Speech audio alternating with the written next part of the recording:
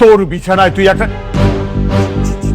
বাবা, আমি তোমাকে আবার খুঁজে পাইছি, আমি তোমাকে আর যেতে দেব না।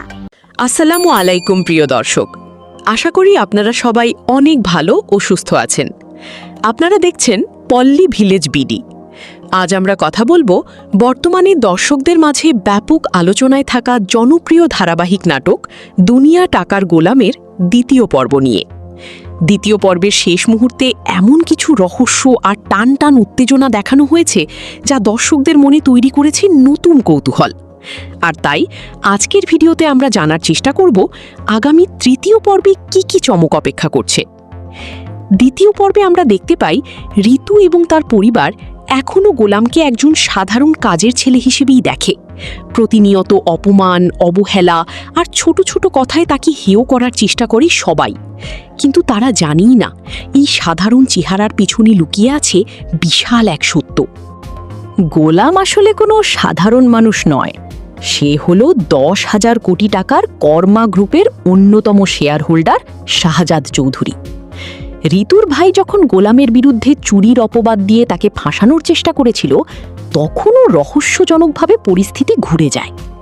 পুলিশ গোলামকে যে সম্মান দেখিয়েছে সেটি দেখে দর্শকরা আরও নিশ্চিত হয়েছে যে গোলামের পরিচয়ের পেছনে বড় কোনো রহস্য রয়েছে।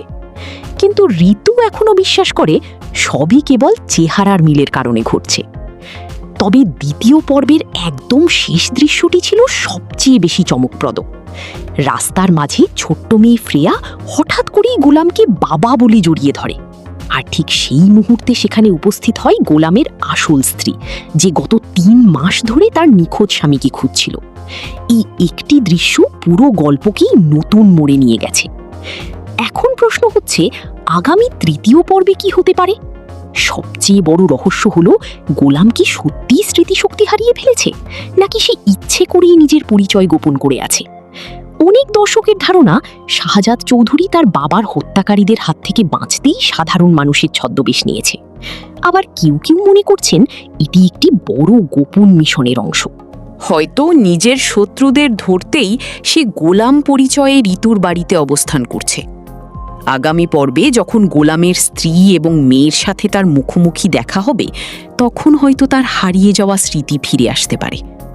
আর যদি সত্যিই তার স্মৃতি ফিরে আসে, তাহলে পুরো গল্পে বিশাল পরিবর্তন দেখা যাবে। অন্যদিকে ঋতু এবং তার পরিবারের জন্যেও সামনে অপেক্ষা করছে বড় ধাক্কা। যারা এতদিন গোলামকে তুচ্ছ-তাচ্ছিল্য করেছে, তারা যখন জানতে পারবে যে সে আসলে 1000 কোটি টাকার মালিক শাহজাদ চৌধুরী, তখন তাদের প্রতিক্রিয়া কেমন হবে সেটিও দেখার মতো বিষয় হবে। বিশেষ করে ঋতুর ভাই, যে গোলামকে ফাঁদে ফেলে অপমান করার চেষ্টা করেছিল, সে বড় বিপদে পড়তে পারে। এছাড়াও ধারণা করা হচ্ছে আগামী পর্বে শাহজাদ চৌধুরী তার বাবার হত্যার প্রতিশোধ নেওয়ার প্রস্তুতি শুরু করবে।